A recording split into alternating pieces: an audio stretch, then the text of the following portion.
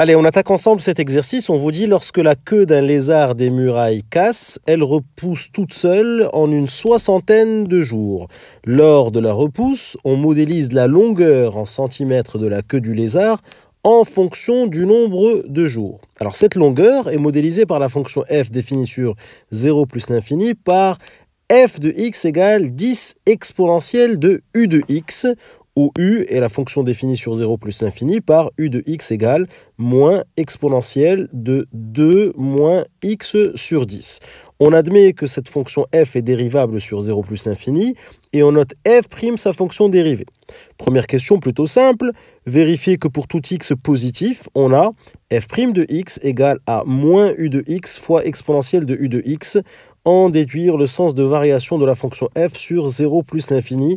On y va. Alors, on a f de x qui est égal à 10 fois exponentielle de u de x, et u de x, c'est moins exponentielle de 2 moins x sur 10. Alors, première petite remarque, ici, quand on a x sur 10, je vous conseille vivement de l'écrire 1/10 fois x. Donc, du coup, ici, u de x devient moins exponentielle de 2 moins ici 1/10 fois x. Donc c'est un petit conseil que je vous donne qui peut vous sauver parfois. Alors on revient ici à la fonction f. On sait que f est dérivable sur 0 plus l'infini. Donc on le réécrit sur 0 plus l'infini. Et puis on va s'attaquer à la dérivée. Donc f' de x. Ici nous avons un 10 qui est multiplié. Donc là nous avons un 10 qui est multiplié par e de u de x. Donc ici le 10 on va le garder. Donc c'est 10 fois exponentielle de u de x. Évidemment, vous savez que quand j'ai k fois u, d'accord, k étant un réel et u étant une fonction, vous savez très bien que la dérivée, le k on le garde et on le multiplie par la dérivée de la fonction. Donc ici, c'est 10 fois exponentielle de u de x que je vais venir dériver. Et je sais que l'exponentielle de u, je sais que c'est u' fois exponentielle de u. Donc ici, quand je reviens ici, ça va faire 10 fois u' de x fois exponentielle de u de x. Alors je vais m'attaquer maintenant à la dérivée de u, c'est-à-dire u' de x. Donc j'y vais ici, u' de x, ici j'ai un moins, donc c'est moins 1 qui est multiplié par une fonction, donc je vais garder le moins 1, et puis je vais dériver exponentielle de 2 moins 1/10 de x à dérivée. Alors ici on retrouve e de u de x. Alors e de u de x, on ne va pas l'appeler e de u de x, on va l'appeler e de v de x si vous voulez, comme ça vous n'allez pas vous perdre. Donc e de v de x prime, d'accord, c'est v' de x fois e de v de x. Donc ça vous le savez. Donc là, si je reviens ici à ce que je faisais, c'est donc moins 1 fois, fois ici, la fonction v, c'est celle-ci. Donc, c'est celle-ci que je vais dériver. Donc, 2 moins 1/10 de x' fois exponentielle de 2 moins 1/10 fois x. Alors, maintenant, quelle est la dérivée de 2 moins 1/10 fois x? Cette fonction-là, vous voyez que c'est une fonction affine. On peut la réécrire ici. Regardez, je vais la réécrire ici. C'est moins 1/10 de x fois 2. Et quelle est la dérivée de moins 1/10 de x fois 2? Eh bien, c'est moins 1/10. Donc là, vous prenez le temps de bien tout régler avant de faire n'importe quoi. Donc là, on revient ici. Hop, je reviens ici. C'est donc moins 1 fois moins 1/10, d'accord, fois exponentielle de 2 moins 1/10 de x. Et puis moins 1 fois 1/10 me donne 1/10. Donc là, je vais écrire que c'est 1/10 fois exponentielle de 2 moins 1/10 de x. Donc voilà ici le u' de x, le voici. Maintenant ce u' de x, je vais venir le mettre ici, d'accord? Alors je vois qu'il y a une simplification par 10 ici, donc j'obtiens ici exponentielle de 2 moins 1/10 de x, on va écrire correctement, fois exponentielle de u de x. Or, moi, il faut que je montre que f' de x est égal à moins u de x fois exponentielle de u de x. Donc là, si j'ouvre les yeux, je vois bien ici qu'il y a un exponentiel de u de x, le voici. Et puis ici, c'est très facile. Regardez, c'est très simple ici, boum. Ça, c'est bien moins u de x, d'accord? C'est bien moins u de x, puisque u de x, vous voyez ici, u de x est ici, d'accord? Boum. Et on voit bien ici que ici, c'est bien moins u de x. Donc là, c'est très facile. Vous dites que c'est donc moins, d'accord? C'est donc moins u de x fois exponentielle de u de x. Donc on vient de montrer que f' de x était égal à moins u de x fois exponentielle de u de x. Et donc, on peut encadrer le résultat et écrire CQFD. Nous avons démontré ce qu'on nous a demandé dans l'énoncé. Donc, voilà pour cette première question. Alors, il faut maintenant en déduire le sens de variation de la fonction f sur 0 plus l'infini. Donc, vous allez voir ici, c'est pas très compliqué. On a ici la fonction f, la voici. Nous venons de démontrer que f' de x était moins u de x fois exponentielle de x. Et la fonction u de x, la voici. Donc là, si je regarde la dérivée, je sais ici que l'exponentielle de x, l'exponentielle de u de x, ça c'est une quantité qui est toujours strictement positive. D'accord? Ici, j'ai moins u de x et moins u de x. Donc ici, u de x, vous voyez, c'est une quantité qui est strictement négative parce qu'ici, j'ai une exponentielle. L'exponentielle ici est strictement positive. Donc moins l'exponentielle, c'est négatif. Et puis ici, j'ai moins u de x. Donc ici, moins u de x est strictement positive. Ça veut dire que ma dérivée est toujours strictement positive. On va écrire tout ceci. Donc là, j'écris que pour tout x appartenant à 0 plus l'infini, l'exponentielle de n'importe quelle quantité, donc là, en l'occurrence, l'exponentielle de u de x est toujours strictement positive. J'ai ici moins u de x, c'est moins exponentielle de 2 moins 1 dixième de x, donc moins avec moins ça fait plus, donc moins u de x c'est l'exponentielle de 2 moins 1 dixième de x, et puis l'exponentielle de n'importe quelle quantité c'est toujours strictement positif, donc j'en déduis que moins u de x est strictement positif. Or je sais que la dérivée de f' de x c'est moins u de x fois e de u de x, c'est ce que j'ai démontré tout à l'heure, donc ça veut dire que cette quantité là, positif fois positif, ça fait donc strictement positif sur 0 plus l'infini. La dérivée étant strictement positive, ça veut dire que f est strictement croissante sur 0 plus l'infini. Donc soit vous écrivez ceci, d'accord, soit vous faites tout simplement un tableau de variation. Donc là, j'ai repris ça sous forme de tableau de variation. Je suis sur 0 plus l'infini. Je sais que l'exponentielle de u de x est toujours strictement positive. Je sais que moins u de x est strictement positif. Donc le produit des deux, moins u de x fois e de u de x est strictement positif. Donc la dérivée est strictement positive, donc f est strictement croissante sur 0 plus l'infini. Et puis bien sûr ici, je peux calculer f de 0. Donc on sait que f de x c'est 10 fois l'exponentielle de u de x, donc c'est 10 fois l'exponentielle u de x, c'est cette quantité-là, c'est moins exponentielle de 2 moins 1 dixième de x, d'accord? Donc je le réécris, je fais attention à ce que je fais. Et puis ici, f de 0, je vais venir remplacer ici x par 0. Donc f de 0, c'est 10 fois exponentielle de moins e de 2 moins 1 dixième fois 0. Donc moins 1 dixième fois 0 fait 0. Donc ici, je me retrouve avec 10 fois exponentielle de moins exponentielle de 2. Et quand je rentre tout ceci à la calculatrice, je trouve 0,0062. C'est une valeur approchée. Donc là, je peux très bien dire ici que f de 0, ici, je peux savoir que c'est 10 exponentielle de moins e de 2 qui est à peu près égal à 0,0062. Voilà, j'ai complété mon tableau de variation. Question 2 petit a, on vous dit ici calculer f de 20, en déduire une estimation arrondie au millimètre de la longueur de la queue du lézard après 20 jours de repousse. Donc là, il suffit juste de se concentrer, c'est pas très compliqué. F de x, c'est 10 fois exponentielle de u de x. U de x ici, c'est moins exponentielle de 2 moins 1 dixième de x. Donc je remplace ici u de x par son expression.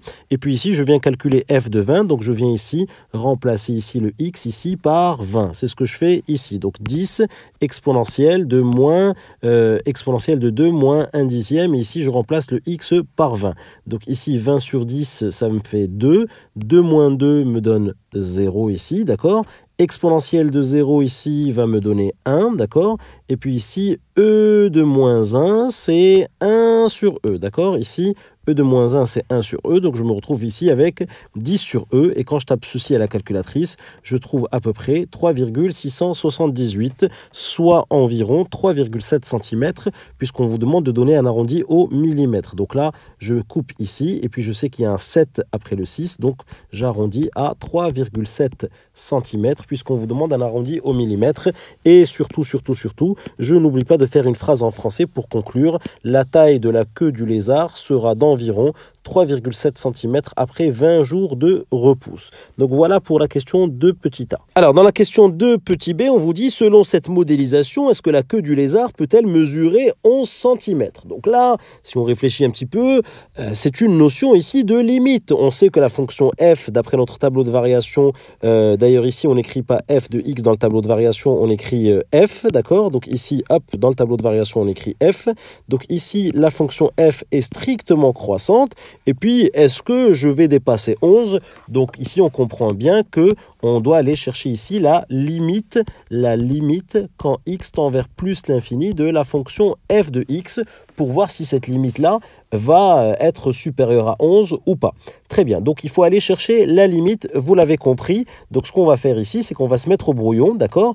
Et on va chercher la limite. Donc là, x tend vers plus l'infini. X tend vers plus l'infini. Ce x-là tend vers plus l'infini. Donc si je le multiplie par moins un dixième de x va se mettre à tendre vers moins l'infini. Si j'ajoute 2, boum, eh ben ça continue à tendre vers moins l'infini. Là, j'ai une exponentielle d'une quantité qui tend vers moins l'infini. Je sais que l'exponentielle, si je fais ma courbe de l'exponentielle, elle est comme ça. Donc, évidemment, je dois connaître ma courbe. Et je vois ici que quand grand X tend vers moins l'infini, donc limite quand grand X tend vers moins l'infini de exponentielle de grand X, c'est 0. Ça veut dire que exponentielle, ça veut dire que toute cette quantité-là que je vais mettre en vert, toute cette quantité-là, ici, boum, boum, boum, boum, boum, elle va tendre vers 0. Très bien. Donc si je multiplie par moins, eh ben, toute cette quantité-là, allez, on va changer encore de couleur, toute cette quantité-là va va se mettre à tendre vers 0.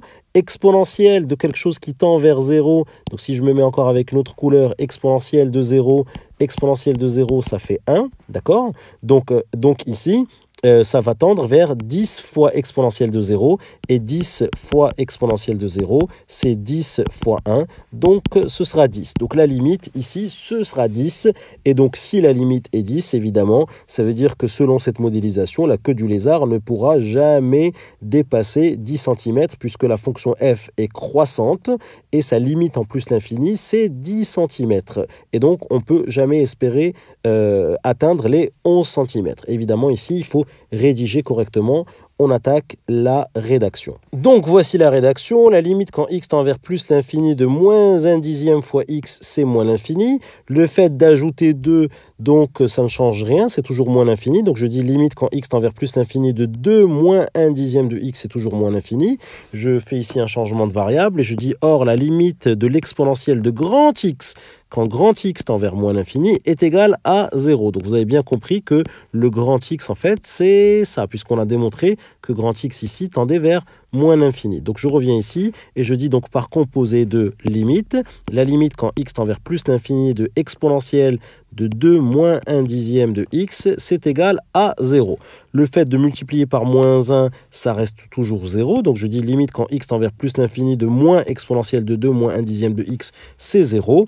Et ici, donc la limite quand x tend vers plus l'infini de l'exponentielle de cette quantité qui tend vers 0, ça donne exponentielle de 0, toujours par composé de limite. Et donc exponentielle de 0 est égal à 1.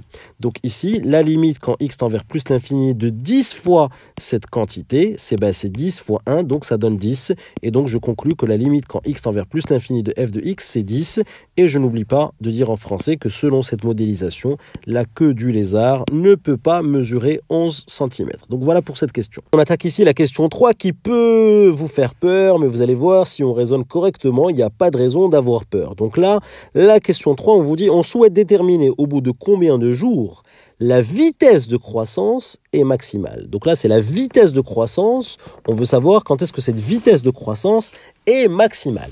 On admet que cette vitesse de croissance, au bout de x jours, est donnée par f' de x. Donc f' de x, d'accord? F' de x, c'est bien la vitesse de croissance. Très bien.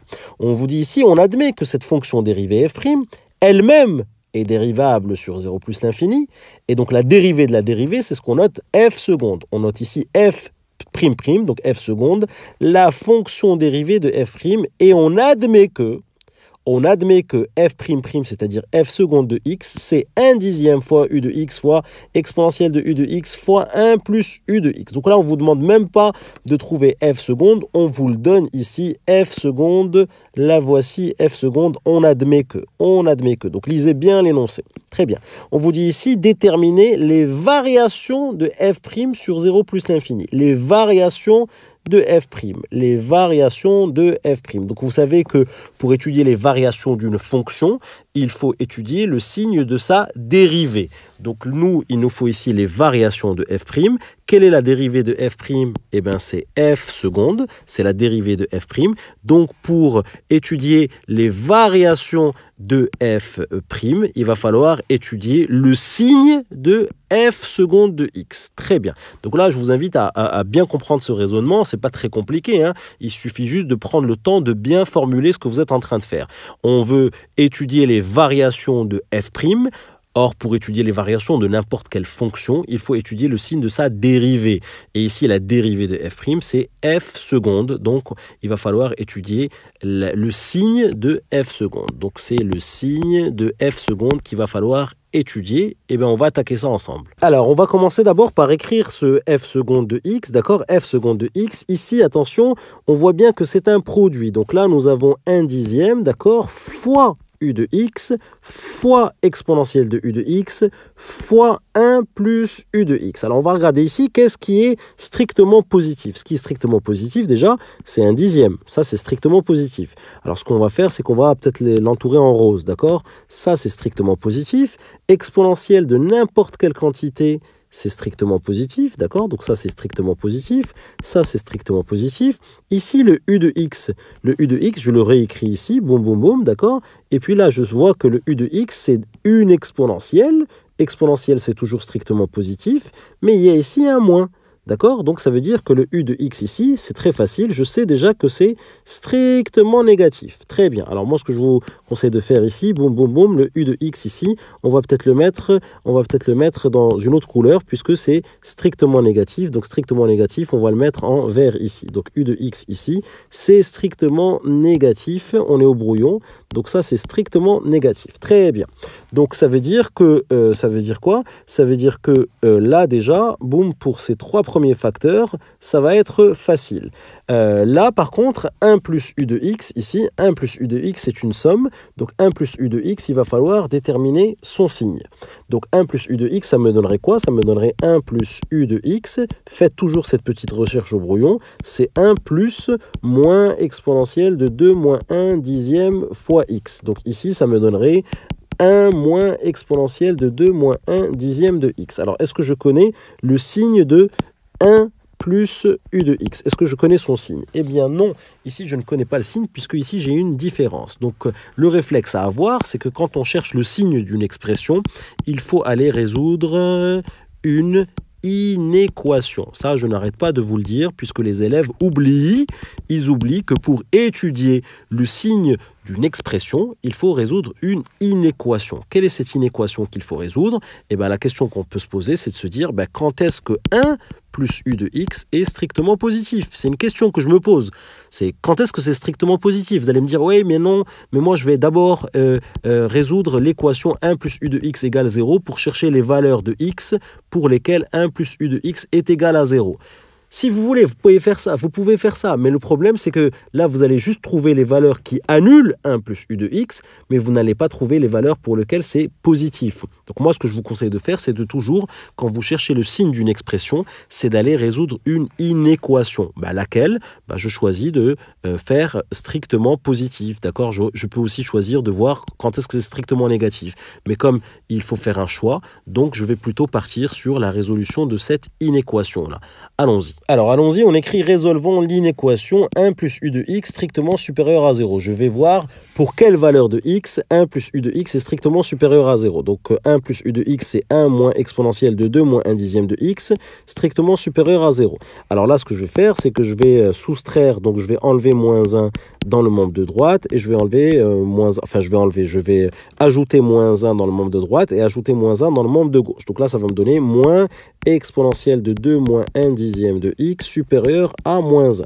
Je vais ensuite multiplier à droite et à gauche par moins 1 et je sais que quand je multiplie par un nombre négatif, attention, je dois changer le sens de l'inégalité. Donc là, je le fais tout de suite, je change le sens de l'inégalité, et puis ici, j'écris donc exponentielle de 2 moins 1 dixième de x, moins 1 fois moins 1 fait 1. Donc là, je garde mon équivalence. Très bien. Alors là, je vais me débarrasser de l'exponentielle. Vous savez que pour vous débarrasser de l'exponentielle, on compose avec le logarithme. Donc là, ça fait ln de exponentielle de 2 moins 1 dixième de x, boum.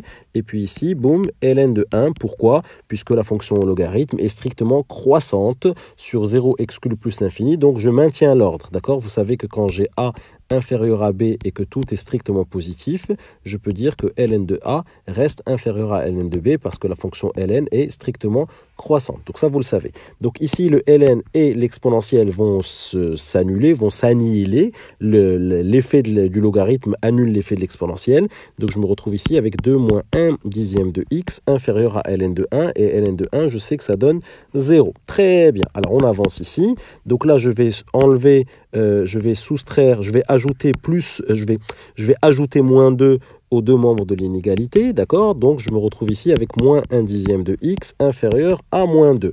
Je vais encore multiplier par moins 1 à droite et à gauche, d'accord? Et quand je multiplie par un nombre négatif, attention, je change le sens de l'inégalité. Donc moins 1 dixième fois moins 1 va me donner 1 dixième, d'accord, de x. Et ici, moins 2 fois moins 1 va me donner 2. Et ensuite, ici, je vais venir multiplier par 10 à droite et à gauche. Donc, ça va me donner x supérieur à 20. Alors, vous avez tendance à croire que ça, c'est facile. Mais moi, j'ai déjà vu de nombreux élèves qui ne savent pas résoudre ce type d'inéquation parce qu'ils sont pressés d'arriver au résultat, alors qu'il faut y aller vraiment pas à pas et prendre le temps de bien faire toutes les étapes. Donc là, je vous propose de refaire ce petit raisonnement. Je vais vous le réexpliquer parce que c'est très important de comprendre ce qu'on est en train de faire. Donc rapidement, nous sommes en train d'essayer de déterminer les variations de la fonction f'. Pour étudier les variations de la fonction f', il me faut le signe de f seconde. F seconde de x, la voici, je l'ai écrite ici. Je vois qu'il y a des multiplications ici, donc c'est un produit. Donc je vois déjà que le 1 dixième est strictement positif, que l'exponentielle de u de x est strictement positif, que le u de x ici, en faisant un petit raisonnement, je vois qu'il est strictement négatif. Et donc, ce qu'il faut, c'est trouver le signe de 1 plus u de x. Donc j'écris 1 plus u de x, c'est 1 plus u de x qui est là. Donc ça me donne 1 moins exponentielle de 2 moins 1 dixième de x. Et cette expression-là, je ne connais pas son signe. Et donc si je ne connais pas son signe, il faut résoudre une inéquation. Et ça, on ne vous le dit pas dans l'énoncé. Et c'est là la difficulté de cet exercice, c'est qu'il faut penser à résoudre une inéquation. Quelle est cette inéquation? Eh bien, c'est 1 plus u de x quand est-ce que c'est positif. Donc je réécris ici, résolvons l'inéquation 1 plus u de x positif. Donc c'est équivalent à ceci. Je vais venir enlever 1 à droite et à gauche, donc je fais moins 1. Donc si je soustrais, si j'enlève une quantité ou si j'ajoute une quantité, je ne change pas le sens de l'inégalité. Très bien. Maintenant, je vais venir, pour enlever ce moins ici, je vais devoir multiplier par moins 1. Quand je multiplie par un nombre négatif, attention, je pense à changer le sens de l'inégalité. Ici, j'ai une exponentielle il va falloir se débarrasser de l'exponentielle, donc je vais composer avec la fonction logarithme à droite et à gauche. Comme la fonction logarithme est strictement croissante, ça, sur 0 exclu plus l'infini, ça ne change pas le sens de l'inégalité. Donc le ln ici va venir